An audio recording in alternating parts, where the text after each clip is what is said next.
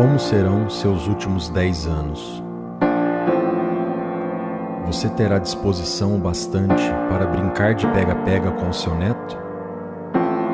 Será forte o bastante para colher cada momento?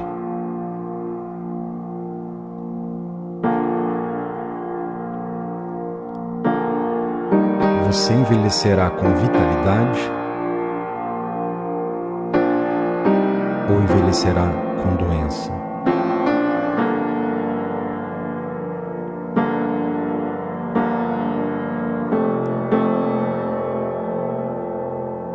É hora de decidir.